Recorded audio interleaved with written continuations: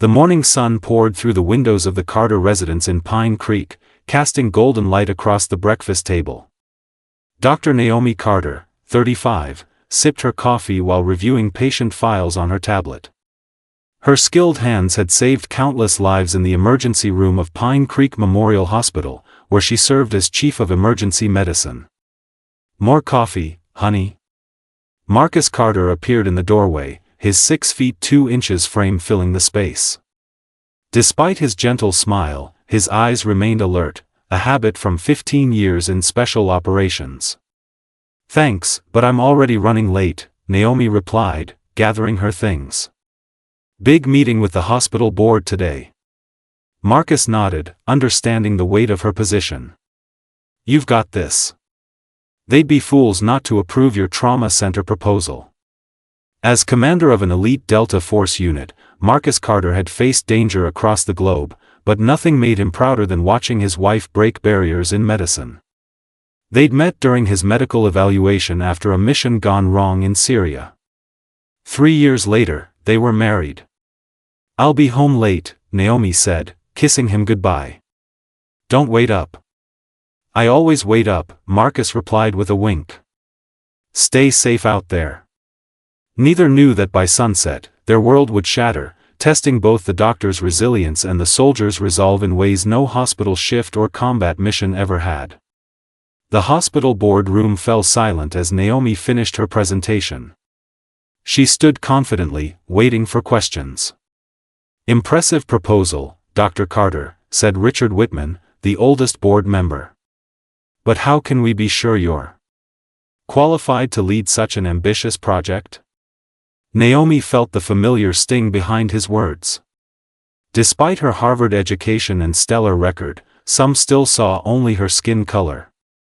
"My qualifications are in the proposal, Mr. Whitman," she replied evenly. "Just like they were when I became chief of emergency." Outside the hospital, the resistance was even more blatant. As Naomi walked toward her car that evening, she noticed a paper tucked under her windshield wiper. Unfolding it, her stomach tightened, crude drawings and 3 words, "Not welcome here." This wasn't the first threat. Since moving to Pine Creek 3 years ago, some residents had made their feelings clear. The anonymous calls to their home. The accidental shoulder bumps at the grocery store. The whispers that stopped when she entered rooms. Naomi crumpled the paper and tossed it in a nearby trash bin. She wouldn't give them the satisfaction of knowing they'd rattled her. But as she drove to her community meeting, she couldn't shake the feeling that the hatred was growing bolder. "Healthcare is a right, not a privilege," Naomi concluded her speech at the community center to scattered applause. Her free clinic initiative had drawn both supporters and critics to the town hall meeting. As she packed her notes, a young nurse approached. "That was inspiring, Dr. Carter. Don't let them discourage you." Naomi smiled, grateful for the ally. "Thanks, Lisa. See you tomorrow." The parking lot was nearly empty when Naomi reached her car. The streetlight above flickered, casting odd shadows across the asphalt. Something felt wrong.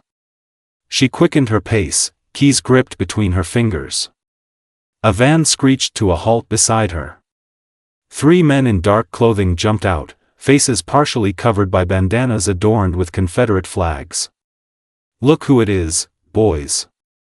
"The doctor who thinks she belongs here," sneered the tallest one. Naomi dropped her briefcase and turned to run, but strong hands grabbed her shoulders. She screamed and fought, landing a solid kick to one attacker's knee. He howled in pain. "Shut her up," ordered the leader. A cloth pressed against her face. The sickly sweet smell of chloroform filled her nostrils. Naomi held her breath and thrashed violently, but the men overpowered her. "You should have stayed in your place," was the last thing she heard before darkness claimed her. Inside the van, her phone buzzed with a text from Marcus. "How'd the meeting go?" "Love you." The phone was tossed out the window, shattering on the pavement as the van disappeared into the night. 3:17 a.m. Marcus paced the living room, phone in hand. Naomi never stayed out this late without calling. His sixth call went straight to voicemail. "Something's wrong," he muttered, grabbing his keys. The community center parking lot was deserted except for Naomi's silver Audi. Marcus's tactical flashlight illuminated the interior, empty.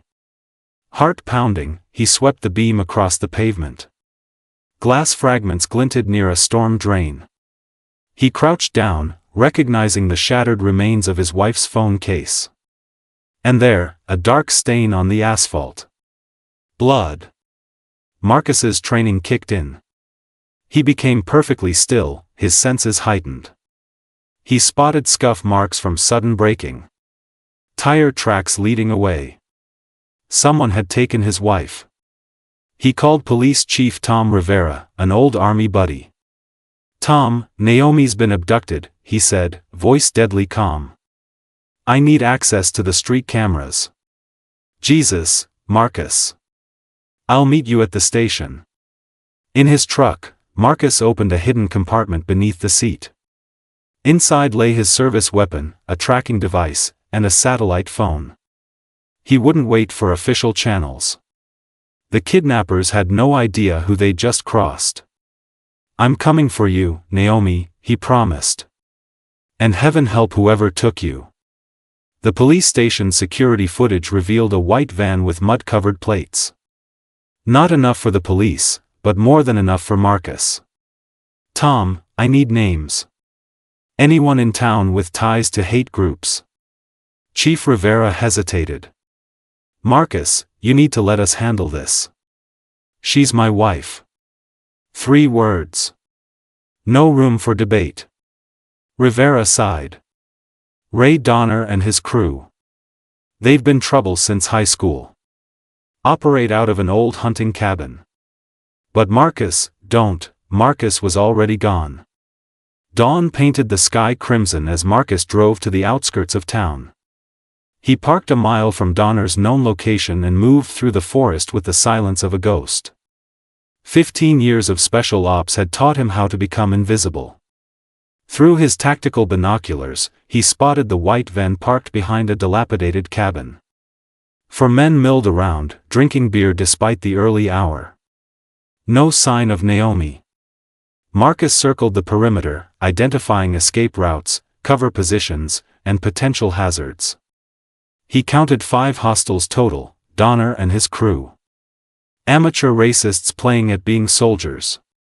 He accessed the cabin's blind spot and retrieved a small drone from his pack. The thermal imaging would tell him where Naomi was being held. The drone's feed showed 4 heat signatures in the main room of the cabin, 1 patrolling outside, and 1 smaller signature in what appeared to be a basement or cellar. Naomi. Marcus checked his watch. 4 hours since the abduction. He tapped his earpiece. "Tom, I've located her.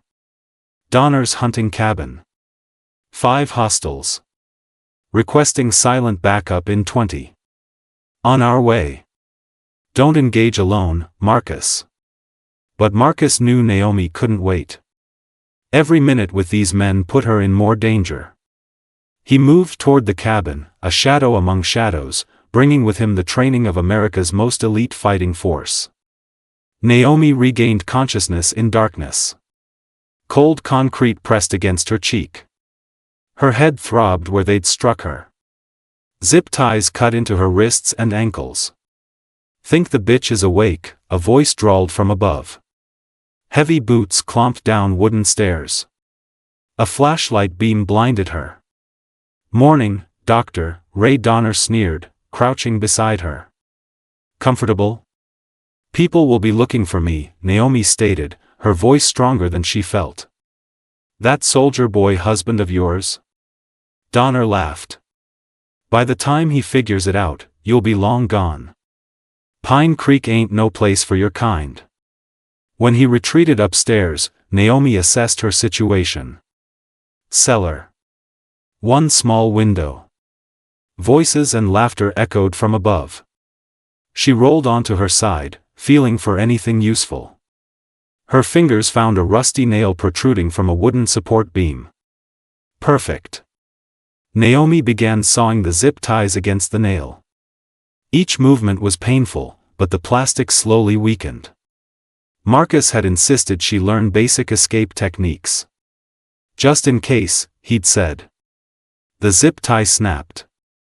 She quickly freed her ankles, then crept toward the window. Too small for escape, but perfect for something else. She pried loose a shard of glass. Footsteps approached.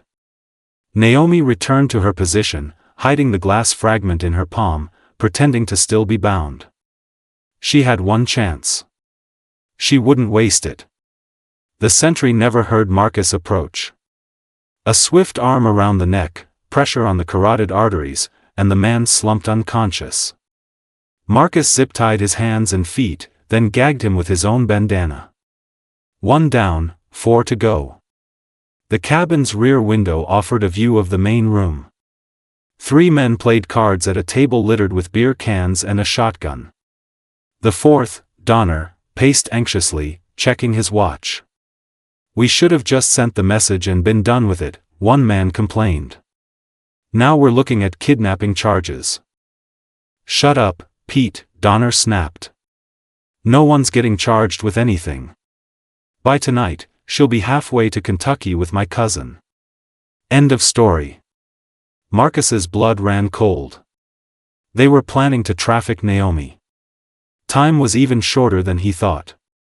He moved to the cellar window, crouching low. Through the dirty glass, he could make out Naomi's form on the floor. Was she hurt?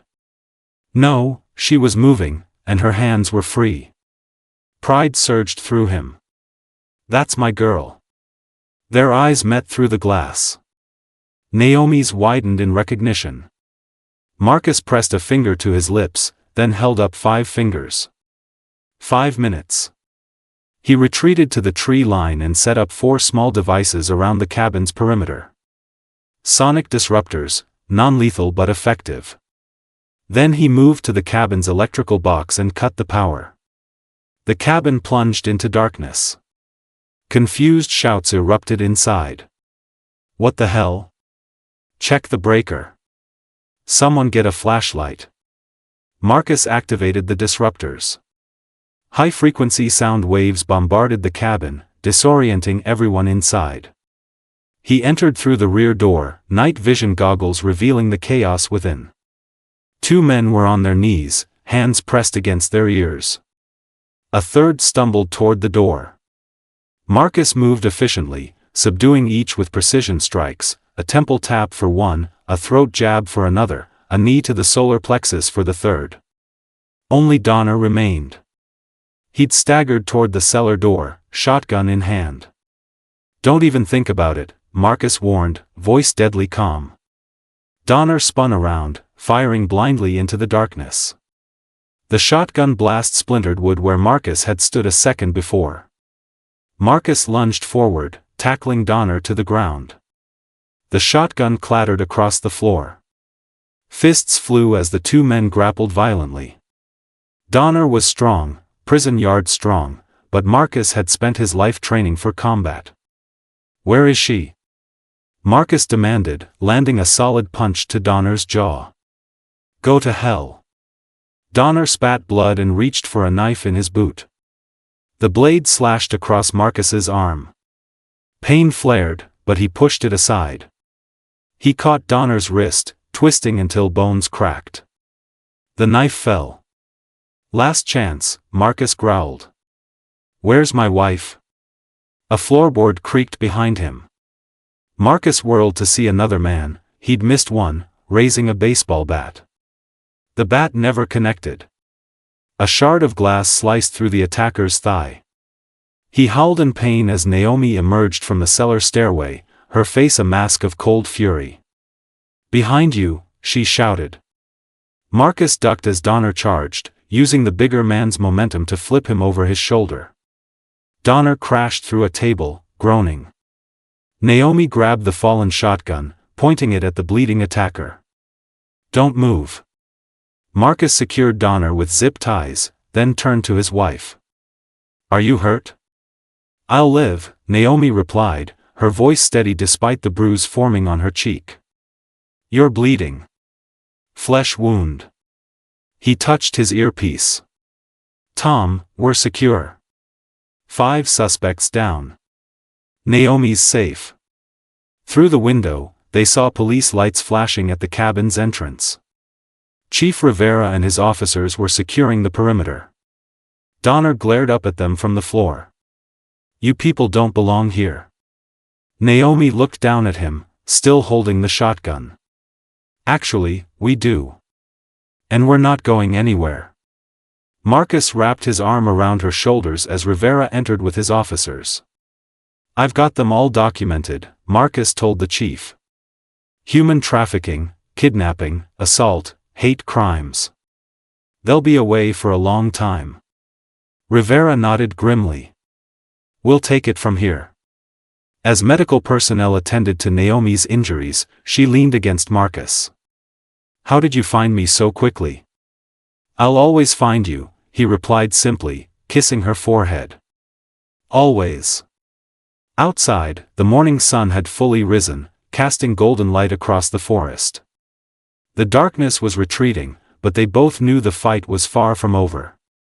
3 months later, Naomi stood at a podium outside Pine Creek Memorial Hospital. Behind her, a crowd had gathered for the ribbon-cutting ceremony of the new trauma center. "Today marks a new chapter," she said, her voice carrying across the audience. "Not just for our hospital, but for our community." The trial had made national headlines. Donner and his crew faced decades in prison. Their arrests had exposed a larger network of hate groups operating throughout the county. Federal investigations were ongoing. In the front row, Marcus watched his wife with pride. Beside him sat Tom Rivera, Lisa from the hospital, and dozens of community members who'd rallied around the Carters after the attack. "The wounds of hatred run deep," Naomi continued. "But so does our capacity for healing. This trauma center will serve everyone in our community, regardless of race, religion, or background. Because that's what medicine is about. That's what humanity is about." She met the eyes of Richard Whitman, the board member who had questioned her qualifications. He nodded respectfully. "The past can't be erased," Naomi said, "but the future is ours to write. Together." As applause erupted, Marcus stepped forward to join his wife for the ribbon cutting. Their story had inspired action, bringing uncomfortable truths to light. Pine Creek was changing. That night, as they walked home hand in hand, Naomi looked up at the stars. "Do you ever think about leaving? Finding somewhere safer?" Marcus squeezed her hand. "Running doesn't change anything. Standing your ground does." She nodded, understanding what he meant. Some battles were worth fighting, not just for themselves but for everyone who would come after them. The shadow of injustice was persistent, but so was the light that dispelled it. Besides, Marcus added with a smile, "This is home now." And in those words, Naomi found her answer. They would stay. They would heal. They would build something better, not despite the darkness they'd faced, but because of it.